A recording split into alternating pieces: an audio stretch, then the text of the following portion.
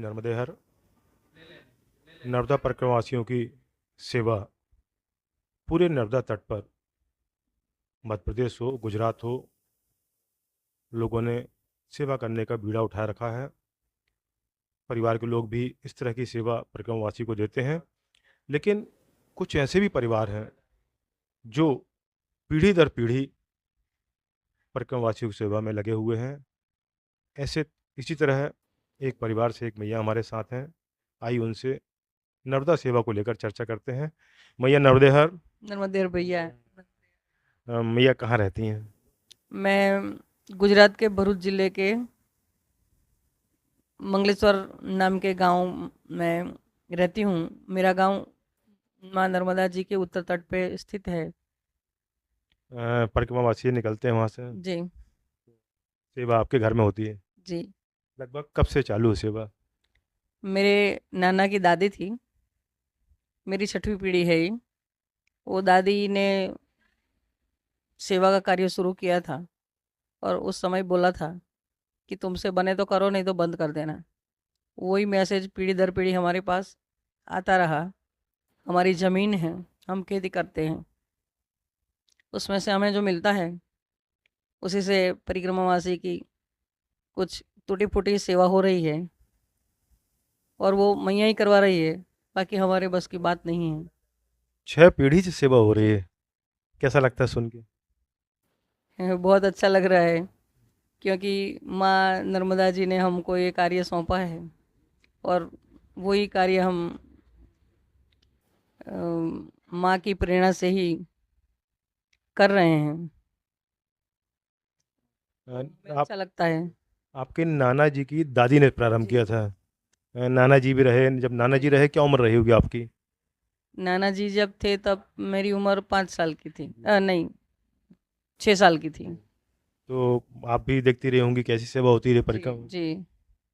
उस समय तो परिक्रमावासी बहुत कम निकलते थे, तो नाना जी एक आदमी को हमारे रोड पे बिठाते थे और जो भी परिक्रमावासी निकले उनको वो आदमी अपने घर ले आता था।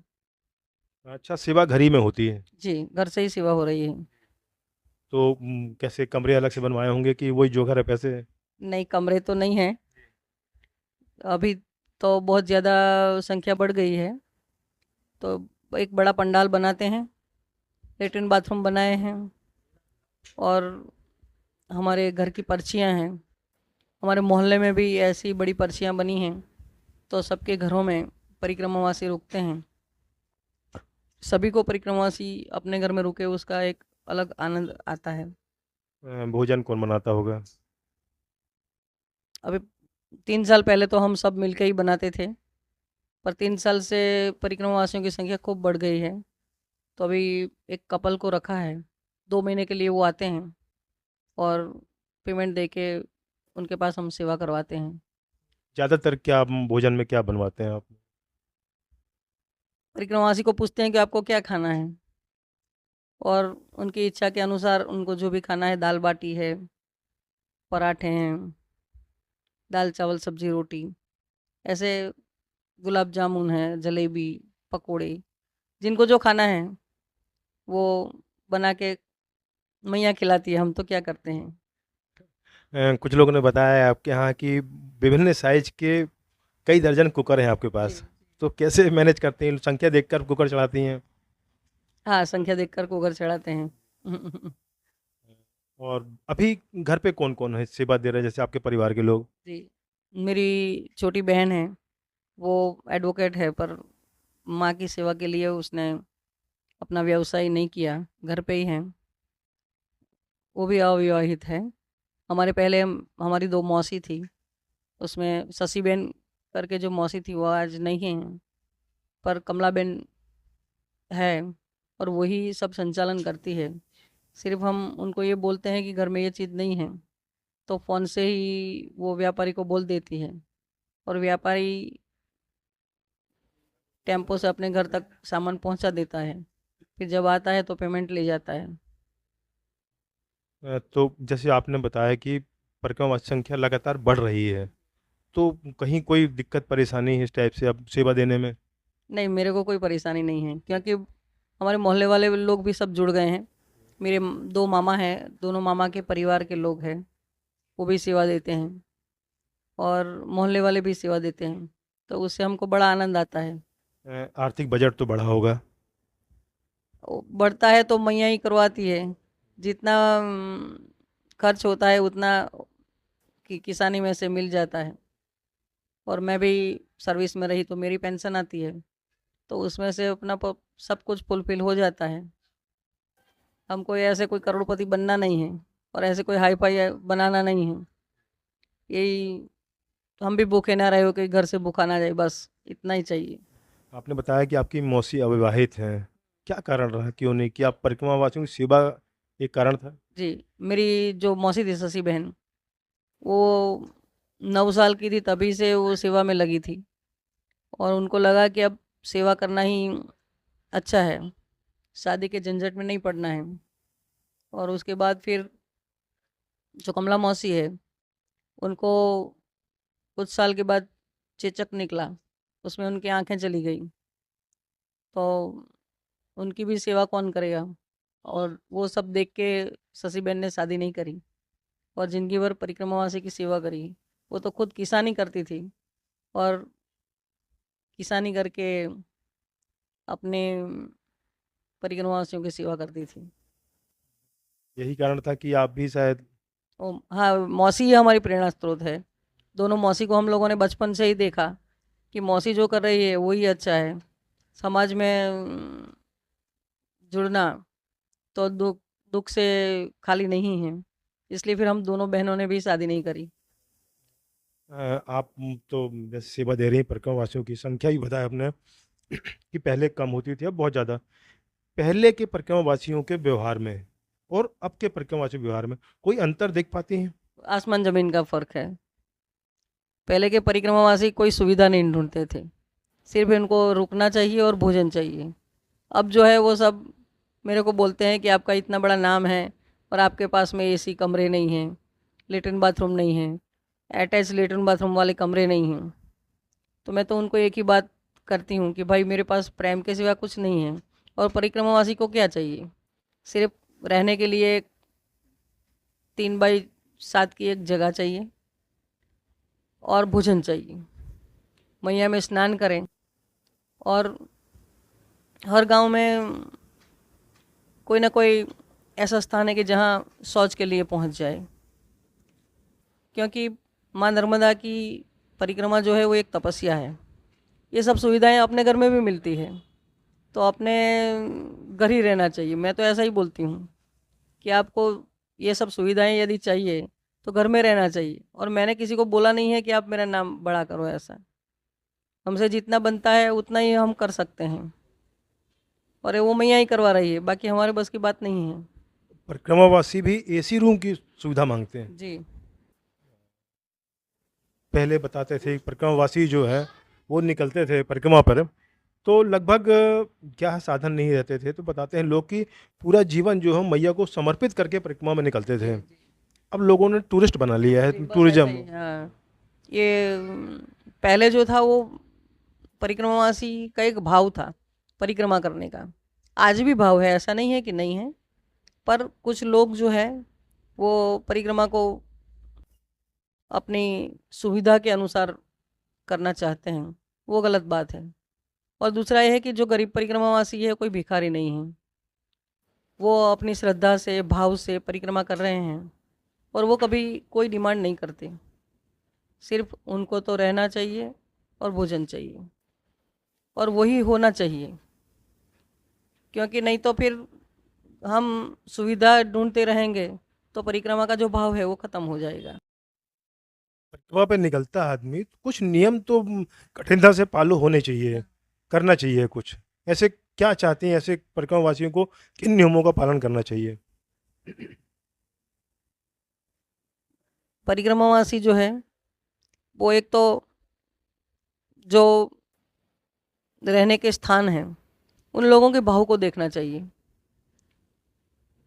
सुविधा में असुविधा में भी सुविधा ढूंढनी चाहिए, और कहीं पर भी जो सुविधा मिल रही है उसके लिए फिर अपनी डिमांड नहीं करनी चाहिए। ये मेरा एक कहना है। और गरीब परिक्रमावासियों के प्रति भी सब जो सेवा कर रहे हैं उन लोगों की भी श्रद्धा होनी चाहिए, क्योंकि पैसे वालों को तो सब बुलाते हैं, पर जो गरीब परिक्रमावासी जिसकी स्थिति नहीं है, ऐसे लोगों को भाव आदर से यदि बुलाएं तो एक अच्छा माहौल बनेगा, अच्छा भाव बनेगा और एक अच्छा वातावरण उत्पन्न होगा। आपने परिक्रमा की? अब मैं खंड परिक्रमा कर रही हूँ। मेरे प्रेरणा स्रोत है परम पूज्य आदरणीय स्वर्गस्थ श्री अमृतलाल जी बेगड़ जी। उनकी बुक मैंने 97 में पढ़ी थी, परिक्रमा नर्मदा मैया की, गुजराती में भी है। और उसी बुक को उसी समय काका कालेलकर अवार्ड श्रेष्ठ प्रवास कथा के रूप में प्राप्त हुआ था। पढ़ने के बाद जब मैं पहली बार बेगड़ जी को मिली, मुझे ये नहीं लगा कि मैं पहली बार मिल रही हूँ, ऐसा लगा जैसे मैं उनको सालों से जानती हूँ। और उनकी प्रेरणा से फिर मैंने 2001 में परिक्रमा का प्रारंभ किया। तो मैं खंड में परिक्रमा कर रही हूँ, 24 साल हो गए। उत्तर तट मेरा पूर्ण हो गया है, अभी दक्षिण तट भी थोड़ा सा बाकी है, तो मैया ही पूरा करवाएगी। लगभग कितने दिन चलती होंगी ऐसे? ज़्यादा टाइम तो नहीं मिलता है, मुझे खुद को भी कल्पना नहीं थी कि इतने लोग घर पे आए होंगे जो मेरे को देख जाते हैं, तो फिर वो बहुत भाव से आदर से मुझे अपने घर ले जाते हैं और फिर मैं भी आगे चलने के लिए मजबूर हो जाती हूँ। उनके भाव को देख के फिर मैं भी वहीं मेरा समय दे देती हूँ, तो मेरे को चलने के लिए सिर्फ 4-5 दिन ही मिलते हैं। क्या संदेश देना चाहेंगी और दूसरों को जो इस सेवा कार्य से जुड़े हुए हैं या परिक्रमा करने की इच्छा रखते हैं, मन में कुछ संशय रहता है, कर पाएंगे नहीं कर पाएंगे, और जो परिवार की आप जैसे आपने बताया कि आपकी 6 पीढ़ी इस सेवा कार्य में लगी है, तो लोगों को और संदेश कि भाई इस कार्य से जुड़ें करके? आ, माँ नर्मदा परिक्रमावासी जो है वो जिस भाव को लेके चलते हैं, उस भाव उनको सामने वाले के पास से भी मिले तो वो गदगद हो जाते हैं। और ऐसे ही भाव से सभी व्यक्तियों को माँ नर्मदा जी के परिक्रमावासियों की सेवा करनी चाहिए, तो ही अपनी सेवा की एक सार्थकता होगी।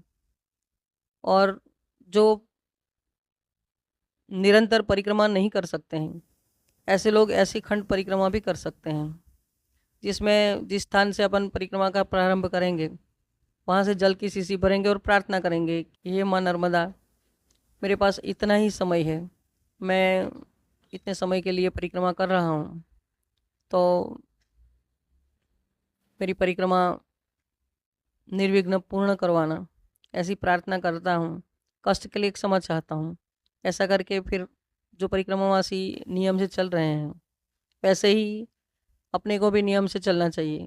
सुबह शाम आरती पूजा मैया का स्नान सब होना चाहिए। और जहाँ अपना समय पूर्ण हो जाता है, वहीं पर जल की शीशी फिर से विसर्जित कर देना चाहिए। नर्मदा जी को दीपदान करके आरती पूजा करके फिर वहाँ से अपने घर के लिए प्रस्थान करना चाहिए। ऐसी परिक्रमा सब व्यक्ति कर सकते हैं। खंड परिक्रमा? खंड परिक्रमा जहाँ अच्छा, फिर जैसे जहाँ पे विसर्जित किया जल आपने, तो अगले बार जब आएंगे तो फिर वहीं वहीं से भरना है। हाँ, अगले बार जब आएंगे तो जल फिर वहीं से भरना है, वहीं आरती पूजा करके फिर आगे प्रस्थान करना है। नर्मदा स्वच्छता भी एक बड़ा मुद्दा है। ज़्यादातर देखा जाता है कि नर्मदा तट पे जो लोग रहते हैं वो ज़्यादा गंदगी करते हैं, क्या कहना चाहेंगे इस बारे में? नर्मदा जी में साबुन से स्नान नहीं करना चाहिए। अपन नर्मदा किनारे पे रहते हैं तो हमें इतनी एक समझ होनी चाहिए कि माँ नर्मदा को हम प्रदूषित ना करें, पन्नियाँ ना छोड़ें, पूजा का सामान ना छोड़ें, मूर्तियों का विसर्जन ना करें, गंदे कपड़े ना छोड़ें और मैया में गंदगी करने का प्रयत्न ना करें। प्रत्येक व्यक्ति ये भाव यदि आ जाएगा तो नर्मदा जी हमेशा पवित्र रहेगी। आपने अपने गुरु जी के बारे में बताया, बेंगड़ जी, उसके अलावा भी कोई और साधु संत जिनसे याद आता हो कि जिनका व्यक्तित्व बहुत विलक्षण रहा हो? ऐसे ही आपके मंडला जिले में पौड़ी गांव में सिद्ध स्थान है, जहाँ सिद्ध बाबा रहते थे। उनकी उम्र का पता नहीं था और ना ही उनके नाम का पता था। और ना ही वो कहाँ के थे वो भी पता था। पर उनकी बातों से हमें लगता था कि शायद उन्होंने 1857 का विप्लव देखा है। और वो जो भजन गाते थे, गाने गाते थे, तो उससे हमें ये महसूस होता था कि महाराज जी की उम्र बहुत ज़्यादा है, पर वो बताते नहीं हैं। उन लगभग 15-16 साल तक वो अपने घर आते रहे। सबसे पहले तो वो बोरा पहन के परिक्रमा में आए थे। तो सबने पूछा आपका नाम क्या है? तो महाराज जी ने बताया कि आपको जो बोलना है बोल दो। तो टाट पहना था, इसलिए हमारे वहाँ गुजरात में टाटिया महाराज बोलने लगे। परिक्रमा करते करते वो पौड़ी पहुँच गए। वो स्थान पसंद आया तो परिक्रमा के बाद फिर वो वहीं रहने लगे। किसी घर में नहीं रहते थे और ना ही कहीं जाते थे। हमारे वहाँ आते थे तो नर्मदा जी के किनारे रेत का गड्ढा खोद के सो जाते, अपने ऊपर रेत ओढ़ लेते थे। और कुत्ते में और अपने आप में उनको कोई भेदभाव नहीं था।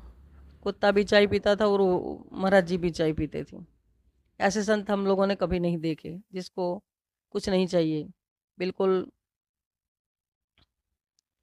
क्या क्या नाम भूल गई मैं, जो शब्द नहीं। हाँ, ये मंडला के समीप ही जो पौड़ी है, हाँ, उसी पौड़ी की बात कर रहे हाँ, उसी पौड़ी की बात कर रही हूँ, लिंगा पौड़ी की। देवेंद्र तेगाम जो है वो महाराज जी के आशीर्वाद से ही जिला अध्यक्ष और वन मंत्री तक पहुँचे थे। और आज भी महाराज जी का आशीर्वाद सबके ऊपर है। चलिए, हमारी शुभकामनाएं हैं आपकी पीढ़ी दर पीढ़ी इस भाव को लेके आगे ही बढ़ती रहें। आपने समय दिया, आपको बहुत बहुत धन्यवाद। नर्मदे हर। नर्मदे